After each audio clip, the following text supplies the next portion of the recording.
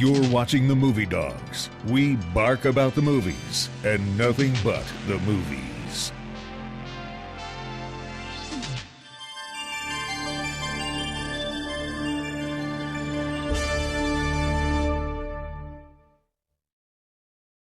We take a bite out of the movies.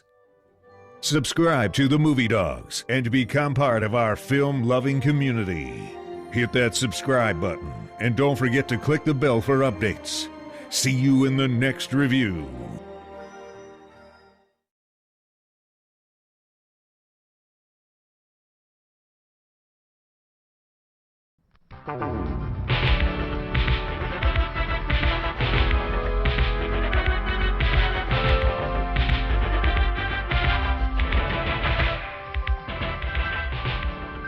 Welcome to the doghouse.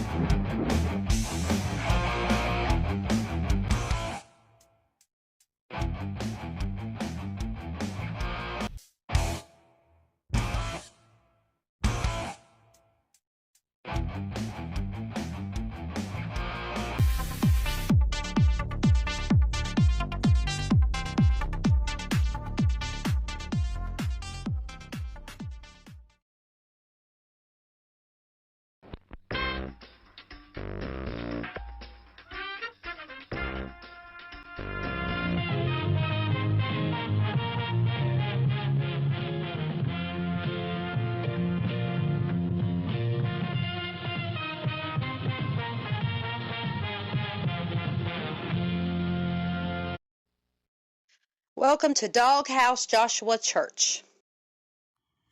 All right, take two. Ladies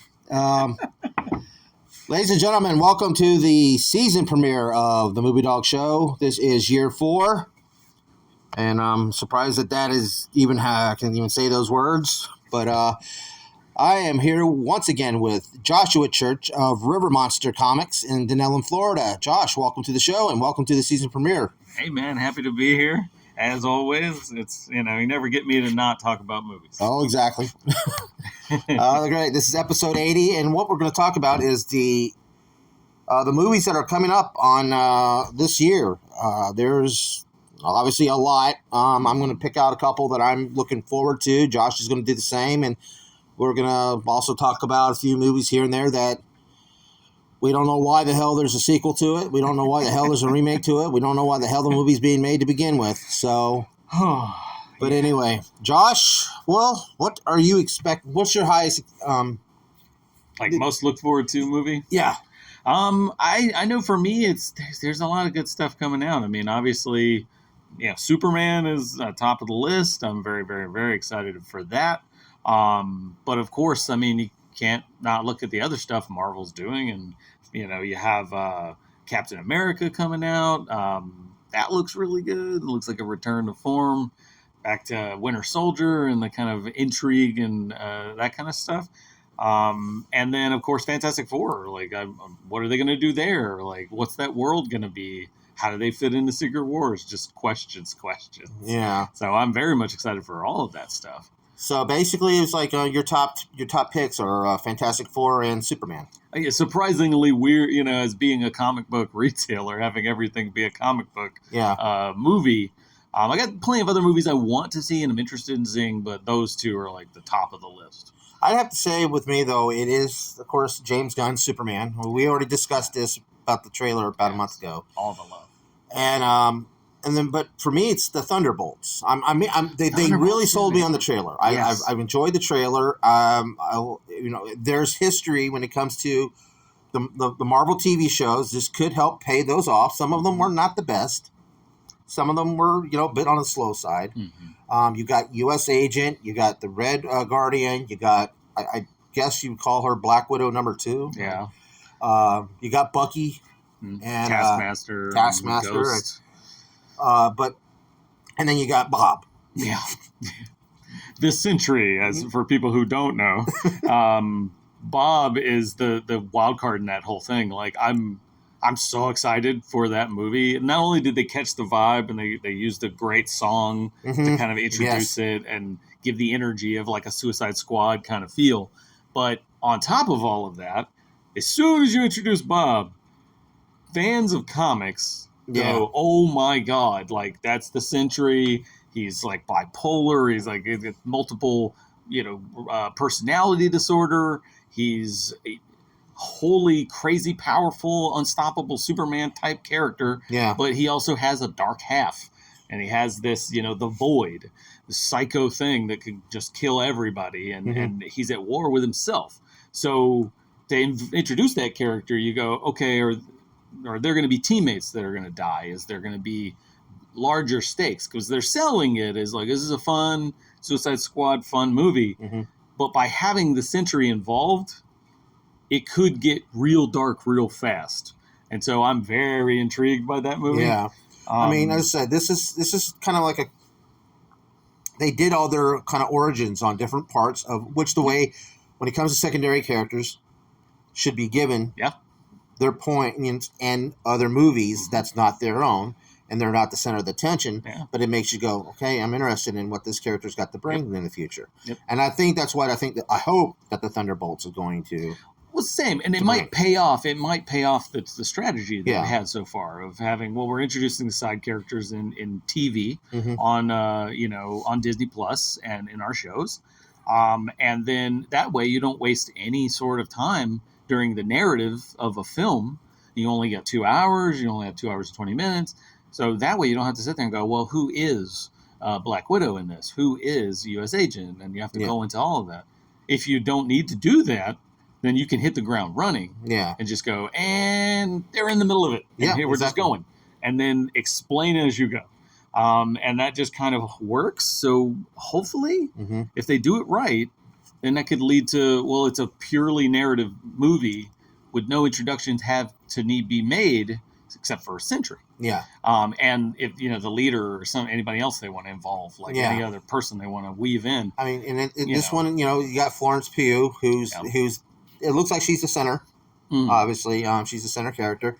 What doesn't bother me. I mean, doesn't mind really her being the center of attention. And she's been great. She's been great. She's been a great actress. Oppenheimer. What else? Not Midsummer, but Midsummer. Midsummer, that was a freaky film. Yeah, really. And then there was also Yes Dear, or what was it? Yeah, and then there was the Andrew Garfield movie she was just in, with the freaky horse on the poster. But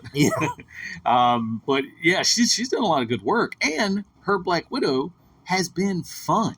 Like she stole the show in Hawkeye, and she was like a blast in all the stuff she's popped up in. So I'm happy for that. And I'm having Red Guardian in there. I thought David Harbour has been he was super fun. I think he was the highlight of the Black Widow movie. Yeah, and so by having those guys in there, I think it'll be better. Plus, giving people like Wyatt a chance again to add to U.S. Soldier, to USA Agent, to like add more to him.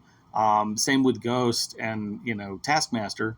Give them a little bit more meat on the bones in the middle of the narrative, which will help because those characters were kind of there but not there, for a lot of that stuff. U.S. Agent more than the others, but still. I mean, I would say like another thing was that when it comes to when you were mentioning Fantastic Four coming up, we all want to. We got John Krasinski. Yeah. Would have been great if he was in this movie. Yeah. But, I can see the fan service of what they were doing. I can see it. I can understand it. When it comes to who they got to play Reed Richards, Pedro Pascal. Pascal, yeah.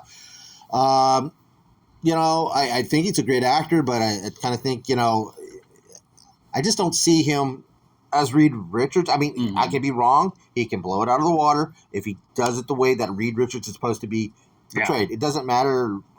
The color of the skin doesn't matter. It never mattered to me. No. You got to capture that essence of the character. Yes. And I really think that when he was playing in Wonder Woman 84, his character, which was Maxwell. Maxwell. That wasn't Maxwell. Yeah, no, it didn't feel right. It wasn't him. He seemed like a guy who was just on way too much damn caffeine. Yeah.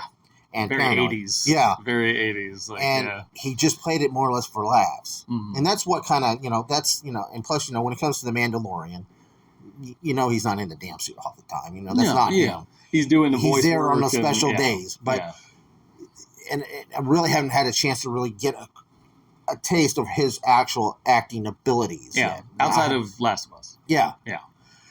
But again, I'm looking forward to this because it, again, been a long time coming. And I mentioned during our first take of this, the Tim Story Fantastic Four back in the early 2000s were very marvelous. Yeah.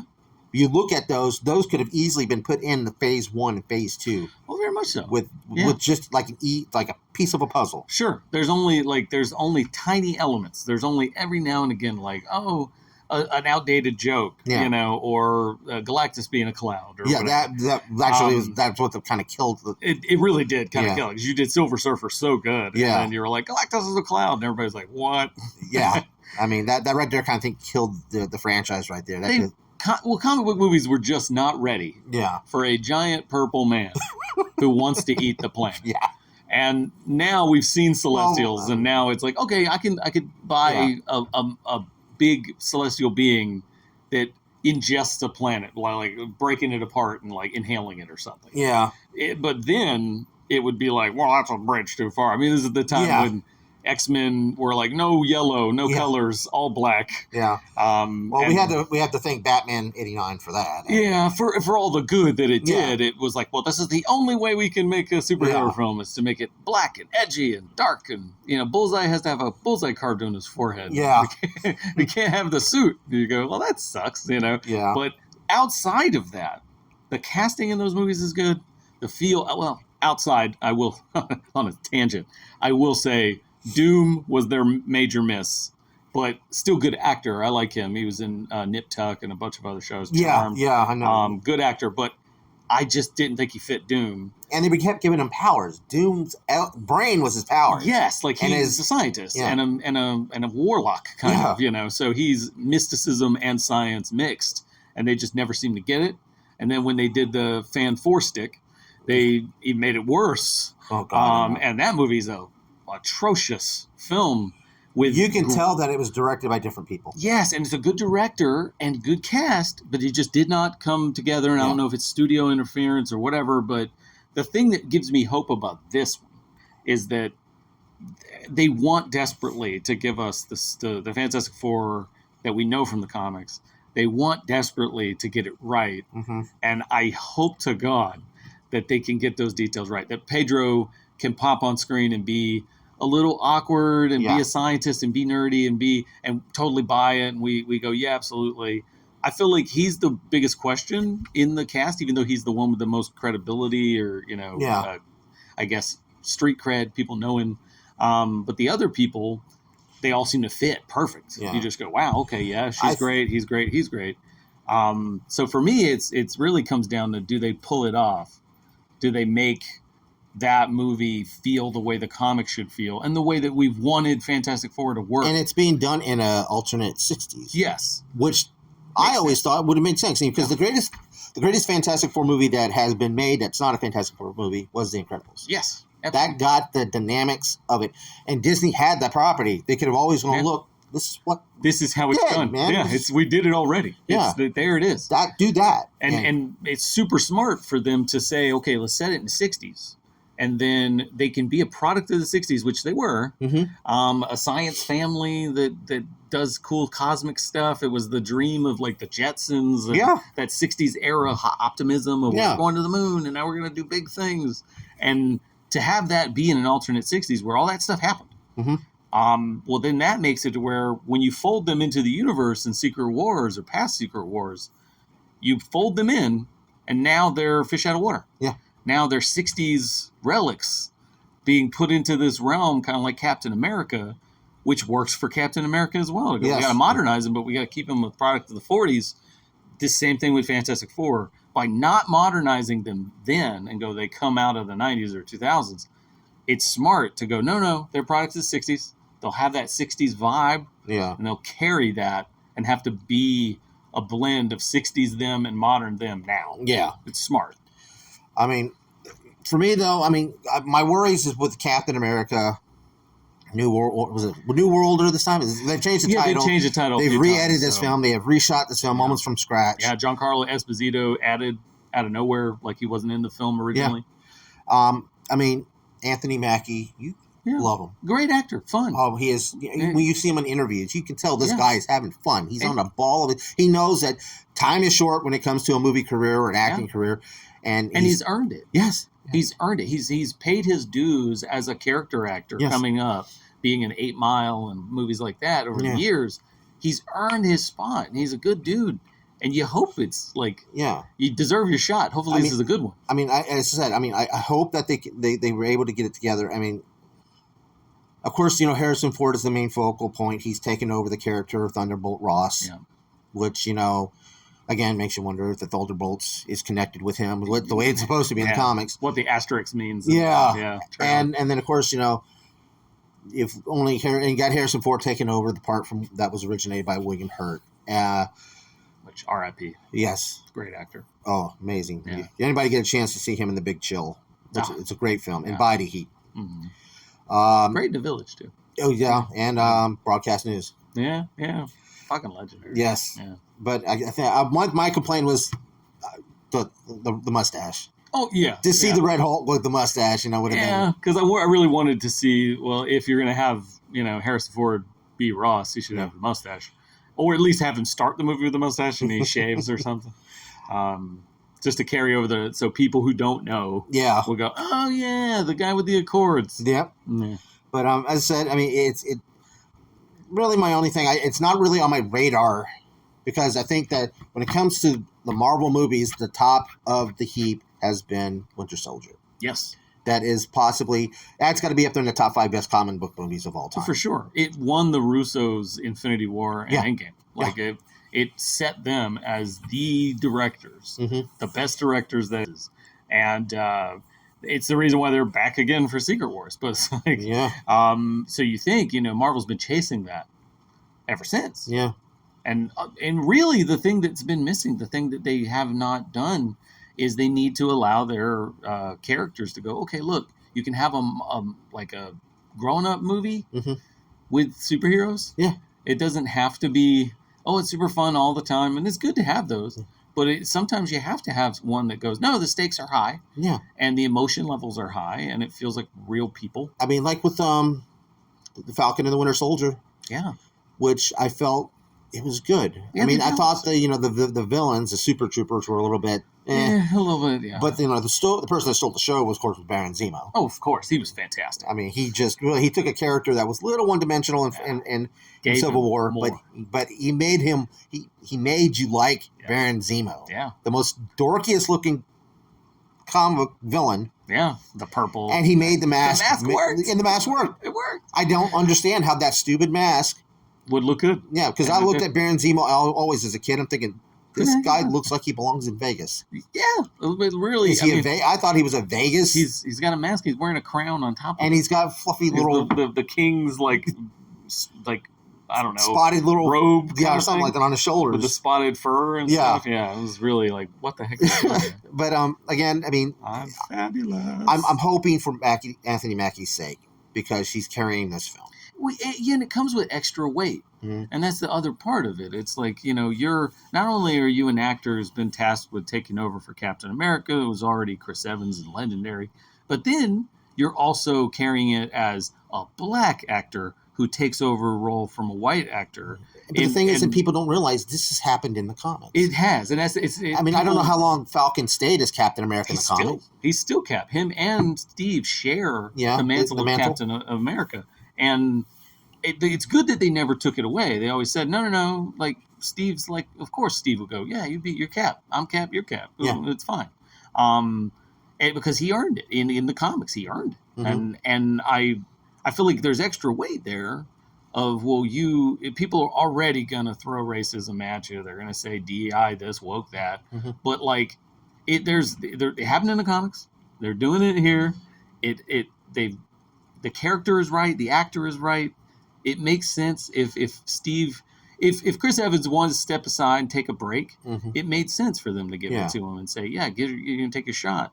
So I like that they're making that even part of the story.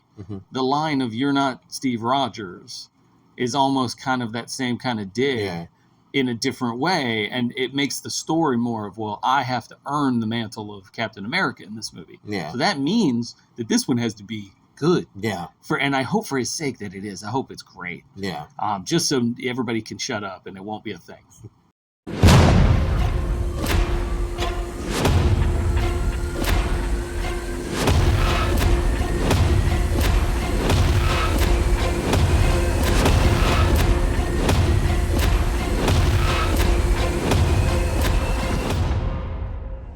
Welcome back, OMG Pretzel Bites, to the Movie Dawgs. Other movies that are coming up this year. I forgot my list and everything, but I don't know if you know anything that you're also thinking about. I know we talked a little bit in the last take about there was some Disney live action, so there was Lilo and Stitch. Lilo and Stitch, which my daughter is actually looking forward to. But I mean, back in the day when the animated film was coming out, they did hell of a marketing, putting Stitch in different trailers that you thought were the movie. Beauty and the Beast trailer. Oh, they're re-releasing it. No, what the hell's that blue thing? You know, the perfect marketing that Disney had for one of their animated movies at the time. This movie, though, is unnecessary. It is. And you and I, as you said in the last thing, Disney needs to stop doing this. Yes. It's like when you look at Lilo and Stitch and you look at Moana, both movies are new animated movies. They're not that old. Yeah, about Moana 20 years especially old. Yeah, Moana's been less than 10. But Lilo and Stitch is only like, what, about 20? About that. And you think, well, okay, by having a live action remake of so many of your animated things, they're always going to be lesser. They're always going to be not as good as the original. And then on top of it, you're inherently saying that traditional animation is a lesser form. And that the only way it becomes big and normal for other people to see is you have to have it be translated to live action. And to me, not only is it double dipping on something you already know works, but it feels like devaluing what animation is. And some of those things work better in animation. You can have more expressive characters in animation. It's the reason why The Lion King didn't work for me. I mean, I didn't even care. I mean, it's not beautiful, but technologically, it's great. I mean, the only live action thing that kind of worked for me was The Jungle Book. Because that kid that played Mowgli had a hell of a damn great chemistry with nothing. With the room. Room. It's like, but that's exactly. It's like I feel like most of them feel kind of soulless. And it's not even like, well, I want my kids to experience it. It's like we live in a digital age. If you want your kids to experience it, you can go on Disney Plus and you can watch Lilo and Stitch, and you can watch Moana, and your kids will love it just as much as when it came out. And you do not need to have a live action. Don't have to waste this money. No, I mean, I get when they make Sonic. Sonic's never been like made into an actual theatrical anything. So you make a movie series and it's live action, it works. You don't. There was no previous version. Nobody's going to compare it to it. And I feel like they need to stop. It's like we're getting to the point to where no matter what happens, there's going to be one cast person that gets added that somebody's going to go, why isn't it the same way it was in the cartoon? It's different. And then it becomes a whole thing, and social media gets it, and people start arguing. They start saying it's this or that. I mean, with Dumbo. Tim Burton did Dumbo. But Tim Burton made it his. It didn't have the talking mouse. No, it didn't even have a mouse at all. I don't think so. It didn't follow it exactly. It changed things. I mean, and of course, you had Colin Farrell, who, again, why this man does not have a goddamn Oscar nomination or even Saving Mr. Banks, folks. If you ever get a chance, you want to see some of the best acting Colin Farrell ever did, Saving Mr. Banks is the film for. At least he finally got, good Gold Globe for Penguin, which he earned. Even Denise Warren, she got a gold. Which is awesome. But again, you made a mention, unless they're going to do something, but these movies are shot for shot. Like when 101 Dalmatian came out back in the 90s, we were thinking, wow, they're making a live action movie of that? How the hell are they going to do that? What they do, they made the dogs and the animals animals. Yeah. They didn't talk. They didn't have those crazy expressions and everything. Nope. You focus on the humans. Yeah, and the humans carried the movie. Glenn Close was fantastic, wonderful, and Hugh Laurie, he was in that movie with his the guy that was in his part. They were fantastic. The villains, the guy who played the dad in Weasley, yes, Weasley dad, yes, they in were Harry Potter. Yeah, I mean, they made the movie work. It did, but this time around, they're taking these properties that are animal oriented too, and it's not even a live action. No, like Lion King's not live action. It's not, and it feels like, again, it feels kind of soulless. It's like doing Aladdin and going, well, we know Robin Williams is dead. Yeah. But you go, we'll just get another funny actor, and he'll be the genie. And you're like, if somebody pulls off a legendary performance, yes, there's no way you're matching it. No. And you and the actor are only going to get blasted online for it, and it's only going to be made hell. Like, I like remakes. If you're going to make a remake of anything, live action, animation, whatever, it doesn't matter, live action. But if you're going to make a remake of anything, make a remake of something that was flawed and didn't work out great, and maybe you could tweak it and make it better. If you're making it shot for shot of a classic of the perfect thing, it's always going to be lesser. Yeah. I mean, Gus Van Sant made a really good shot for shot remake of Psycho. But the acting suffered for it. Psycho is perfect. Yes. You can't improve on it. And it was bad. All it takes is one performer. And the sequels were not even that great either. I mean, Psycho 2 was okay. Yeah, but I mean, they were fine. They were fine, but not perfect. They were not Alfred Hitchcock. No. Yes, exactly. And so I'm like, if you make a remake, John Carpenter remade The Thing from Outer Space, but he made The Thing and made it different. Yes. And it took the idea in a new direction. It was a better film. Yes. And like I would look at movies like They Live, and you go, They Live is a good movie with a lot of flaws. Mm-hmm. The core message is great. Yes. Remake that. Yeah. Make it, take the premise and blow it up and make it different. I mean, like, it takes something that struggled or didn't find an audience or had a great premise but didn't pull it off. But don't take perfect films, great films, legendary films, and then go, if we remake this, we can make it better. Yeah, we can bombastic, more bigger, better, blast, explosions and shit like that. You're like, dude, yes, exactly. It's gonna suck. Yeah. Everybody's gonna hate it. And then, of course, we're going into How to Train Your Dragon. Again, yes, DreamWorks is now jumping on this bandwagon. Yes. This movie is less than 20 years old, if not 25 years old, and it's one of their best films. And it's one of their best films, all of them. Yeah. Like that whole series. There's very seldom DreamWorks movies that I have disliked. Yeah. Maybe, whatever the purple guy bubble thing. Oh, yeah, I know what you're talking about. But I hate that movie. Anyway, Bob, I don't fuck. Anyway, I hate that movie. The one with the alien, yeah. But, but that was such... Because I didn't expect, when I went to take my kids to go see it, I didn't expect to like it. No, and it was great. No, I mean, it's just like when I watched Toy Story for the first time. Mm-hmm. And DreamWorks had already been around for a while. But when I saw that, I'm thinking, damn, this is really good. Yeah. It made me want to look up the book, just like with Shrek. Even though Shrek, the book compared to the movie, completely different. Yeah. I mean, now the only way with Shrek can work, if they do it live action, is by going by the musical. Of course, because then you're at least going by something different. Yes. You're not doing a shot for shot. I feel like it's just the studios. It's the studios banking on something that's bankable. Yeah. And going like, this is I can make some money. It's existing IP. I don't have to take a chance. And I miss when they would take a chance on some of these random movies. Yeah. Because you and I grew up in an era where crazy movies were being made. Yeah.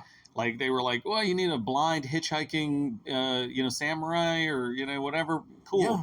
Rutger Hauer's doing something. There you go. Yeah, exactly. I mean, and that's the kind of stuff we got because they were like, look, keep the budget low, and we'll do it.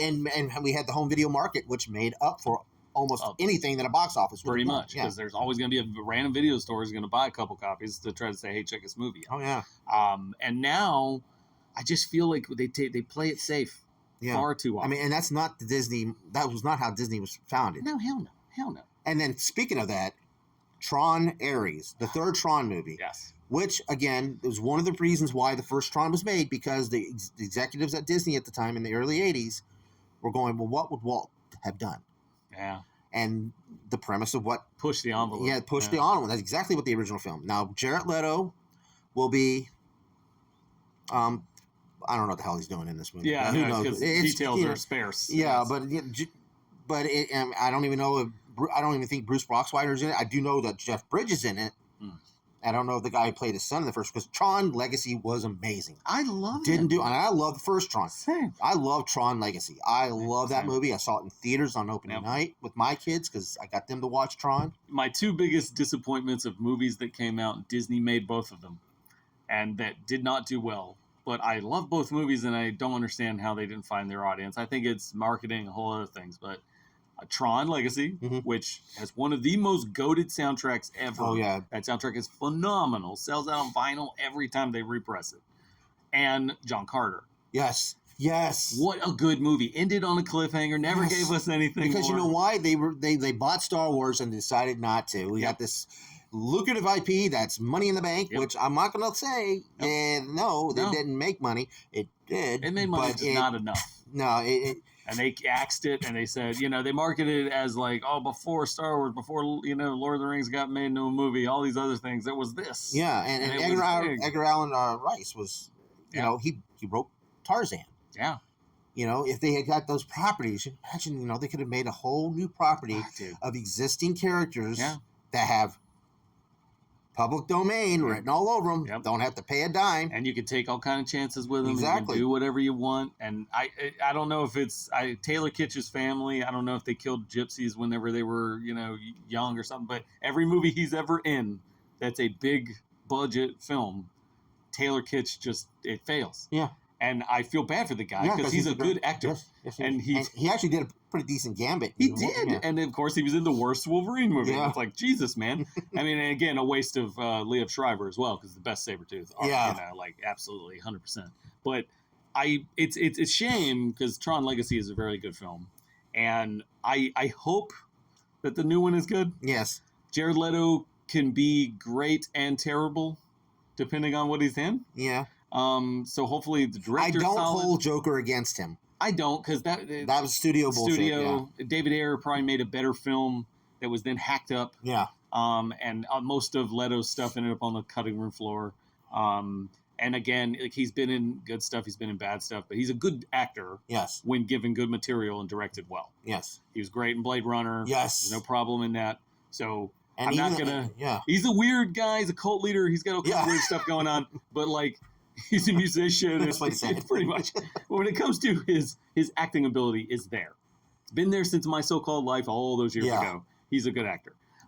So hopefully, cross fingers, because Tron needs a win. Yeah, they need a win. I mean, and the animated show was really good. It really Uprising. Was. Solid. It was solid. It's not fair. Another movie that's coming up. It's going to be towards the end of the year. Avatar. Oh yeah, Fire and Ice, is it? Yeah, it's fuck it. It's part three. Part three. James Cameron's never-ending Avatar. Does he add another 12 films to this? I mean, and boy, he's gonna go, and it's gonna be like, well, we're on the 6th film, and he died, and we never got to see what his vision was. Yeah, I mean, it's running like Dune. I mean, when I think of this, I'm thinking it's running like Dune, never ending. You got no damn chapters. Yep. You don't know when this is going to end, nope. and you had a good idea at the beginning, and since then it's kind of been treading water. Yeah. I was not a fan of the original film. No. Maybe if I saw it in 3D on a big screen, maybe I would have been a little bit more impressed. But if I just looked at this as like, who gives a shit? Yeah, I feel you. I was a James Cameron fan for the longest time. Like, I love James Cameron. Oh, I love his films too. As a film nerd, yes, I ate up all the behind the scenes of everything he ever made. I loved his vision. I liked the way he could take regular working class people and make them into really good characters that you cared about.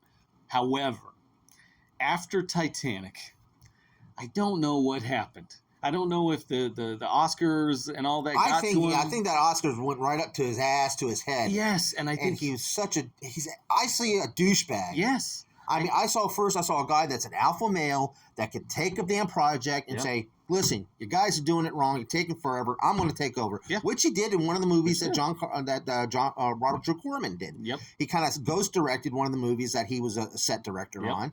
Did such a great job. And then got the job for Piranha 2, which he got fired from because, he was suffering from bad illness at the time that almost pretty much killed him. But good thing, gave him the idea for Terminator. Yeah, true. But again, and now he's like this new age asshole that just is so annoying. When you're going around saying, I found the grave of Jesus Christ, I'm like, listen, dude, you're going to piss off a lot of your fans. Yeah. And that's what I feel like, it's like he's always trying to put himself into that George Lucas-ish type of thing with this mythology. I am a legend and a kingmaker, and my ideas are all golden. I mean, the worst part about it is he made Avatar, and granted, I saw it in the theater. The first time I saw it was amazing because the 3D in that is so well engineered. However, upon additional rewatches, every time I rewatch it, I go, yeah, this is like almost a shot-for-shot Dances with Wolves in space with blue people. And there's all kind of questions that you have all the time about like their physiology and is the sex stuff, is it with them or is it you connect tails and then do you do anything else or you just connecting tails? Because you connect tails with the animals and the animals' eyes get real big, so it makes me wonder what they do. That reminds me what I told you when we did this take. If people want to know why we keep saying first take, we did this show about a week ago and I lost the fucking audio. And what happened was my friend that I worked with and everything, he said, I went to go see that Avatar movie. I go, oh, yeah, how was it like? He says, it proved one thing to me. What? Oh, humans will fuck anything. And I'm like, okay. Well, like, and then I realized what he was saying. Carrying the torch for Captain Kirk. Just anything with legs, anything that can move. Running the train since 1966. Yeah, exactly. That's why Riker steps over the chair like he does. He's trying to be like Kirk. But, but I don't know, man. Like to me, it was way too reminiscent of Dances with Wolves. It felt very, a little preachy, but I got the message. I understand what they were saying. The message was strong and good. When Star Wars, you had Lucas took elements of different cultures of mythology. Yeah. He used mythology. Now Cameron did something similar, but it was just an overwhelming amount of, I've seen this already. And I hear what you're saying. Yeah, it felt like there was a lot of copy paste to make this big thing. And granted, the world was beautiful, the message was strong, and I heard the park is amazing. Yeah, true. But it's things that lose over. I was like, okay, that's it, right? And then you're like, we're making a sequel. And at first, I thought, okay, maybe Cameron will give us something fresh. Yeah, it's a sequel. You can't just retread it because you already did that, so you need to do something different. And instead, he gave us a sequel. It was like, okay, 12 years later, what if the events of the first movie happened again? But this time, the Sullys go to water. And they do stuff with the water people who have like webbed fingers. And you go, okay. And the weird part about it was the decision-making of the character felt kind of like, hold up. So in the first one, you're like, I'm Taruk Makto. I am the unstoppable badass. I got the big thing that I landed on. I'm going to control it. And then I'm beating them up. I'm getting them out of here. And then the second movie is like, look, I got kids. And I'm too scared. I don't want anybody to die. I'm going to stay home. Kind of like Logan was in the book. Yeah, and I was just kind of sitting there going, wait a minute. What happened? Did you lose your blue balls? Like, what happened? Like, you're not doing anything. Like, and you're just going to flee?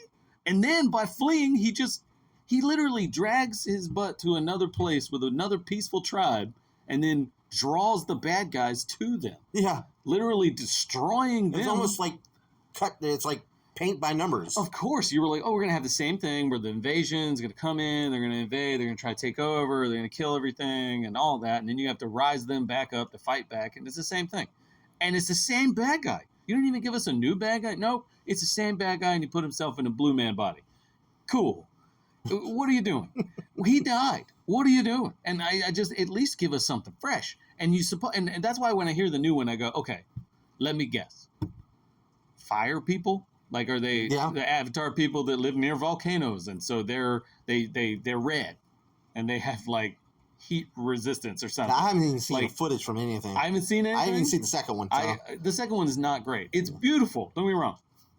And Sigourney Weaver is back as a daughter, and so her voice is in a Sigourney Weaver-esque looking body, and you wonder if her spirit like attached itself to the child because of, the spirits like go through. In other whatever. words, James Cameron's got a long fishing pole going, okay, let's see how this shit works. Yeah, pretty much. He's just like, and... I like Sigourney. I want to bring her along. So let's just write it in there. It's just lazy. It feels like lazy filmmaking, and he knows it's going to make $1 billion. So he just goes, as long as it's pretty, people will show up. As I said, James Cameron is lucky. He's lucky that anybody went to see Titanic. Yeah. People are lucky 10 years later, people went to see Avatar. Yeah. And people were really lucky 15 years later, they went to go see Avatar too. All of those movies just show the strength of how good Terminator 2 was. Yeah. Terminator 2 was so good that it made them give him money eternally for any project he could possibly want to work on. And he got lucky with Terminator 2 because there was a gap in between. Of course. So many, but he did the abyss in between. He did. And so at least it was like, what? I got technology. We can do the metal Terminator. It'll be, innovative, which is always his thing. But yeah, I don't have a lot of faith in the movie. Like part 2 lowered my faith even lower than part 1. So this one I won't see in theaters. Yeah, I don't blame you. Yeah. I probably will wait until it's streaming for free. I'm not even wait for that. I mean, that's all I can wait now, streaming, and then we lost Redbox. No, that's how I am with anything Sony anymore. Yeah. I watched Madam Web through a reaction video so that they didn't get a dime. Blame you. I'll do the same thing. I mean, with, that's the Craven. thing. I kind of want that universe, that box set to say bad Marvel films. It should come in a giant plastic hunk of crap. Yeah. So it could just be the Turd Trilogy or something. It just comes in. Scratch and sniff, kids. Yeah. Yeah, it's fun times.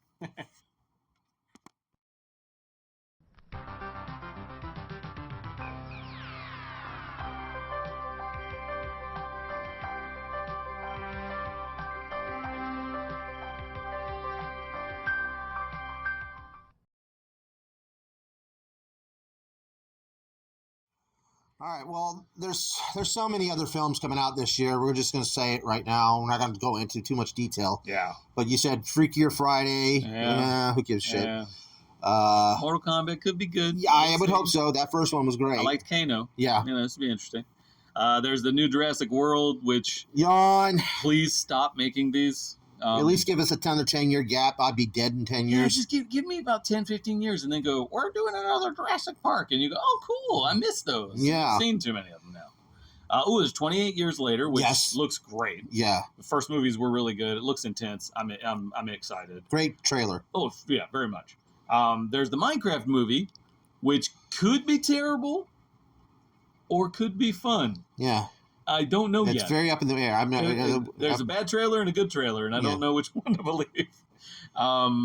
Let's see. There's also Ballerina. Mm-hmm. That's from the World of John Wick. World of John Wick. You got Ana de Armas. She looks really good, and she's a good actress, and so she's not that hard on the eyes. No, either. she's beautiful. God, she's gorgeous. But there's Wolfman, which some people feel. I don't like the design of the Wolfman, but the movie looks like it's a really good, emotional, solid film. So hopefully it's good. Yeah. And other than that, I mean, you got the conclusion of Mission Impossible. Yes. Which those have been Final fantastic, Reckoning, yes. Fantastic films. Except the third one was not my favorite, though. See, I like the third one. The second one is the one that... Really? Yeah. I like the John Woo-isms, but the third one breaks tradition the most. Yeah. But it's a really good spy thriller. Yeah. It just doesn't feel like it fits in Mission Impossible. No, that's the thing. It didn't. But Philip Seymour Hoffman, man. He's so good in that. And that opening, the cold opening. Yeah. Goated. It's so good. There's some weird ones. There's that Flight Risk movie with Mark Wahlberg involved, and I tell you what, that man has been taking more risks, and I am respecting him. I give him props. He's playing non-Boston guys. Yeah. Which is a big thing for him. Yeah. There's what's up with the toupee? There's the Black Phone sequel, which should be good. There's Megan 2.0, which the first one was good, so it should be good. And I think we've talked about pretty much everything else. All right. Hey, we did it. Yep. we managed to go through this one. Take 2 succeeded. Yeah. Well, folks, before we wrap it up, I'm going to say this. I have invited Josh trying to be on this channel more full time than normal when he can. He's going to be doing a thing called Quick Bites that where he's going to give us small reviews under 3 minutes, and so he's going to be doing that, and look forward for that. It's going to be just 3-minute little videos, and I appreciate you doing that. Hey, no problem. It's gonna be fun. I like talking movies, and usually I can sum up my thoughts pretty quickly. Yeah. So I'm down to do it, man. I'm down to have fun. And from there, we don't. He'll probably give out a video game recommendation or a TV recommendation. Yeah. Who knows? Sky's the limit, folks. It's a whole new year, and we're celebrating the 10th anniversary of this channel on YouTube. So, we're getting old, folks. Yes, we are. We got the salt and pepper going. I think I got a little more white in my beard than he does now. But yeah, you're accelerating faster than me. Yeah, well, you got more hair on top of it. So you got longer. Yeah. But all right, folks. Again, appreciate y'all taking time. Josh, thank you for coming on for the season premiere. I appreciate it and doing it again. Anytime, always. It's fine. I feel like our second take was more fun. So yeah. Well, Josh, give us a big. All right, so River Monster Comics, we're in Dunnellon, Florida. We're a small shop, and we got dollar bin books and new books and toys. We do pull lists for new comics.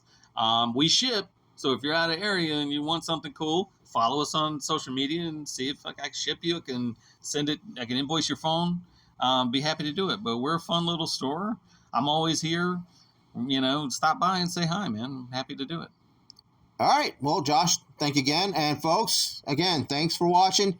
Please keep on watching. If you haven't yet, hit the like button. And you hadn't subscribed, get us to 1,000 this year for the 10th anniversary. Exactly. What are you doing? Yeah, come on, folks. Wake up. That's about as honest as you're going to get from this channel from anybody else. It's not script, it's me.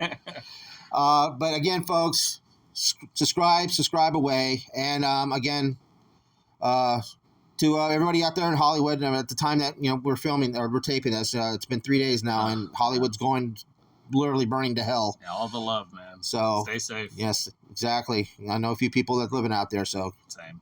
So all right, folks. Thanks for watching. Please keep on watching. We appreciate you guys. All right. Bye. Bye.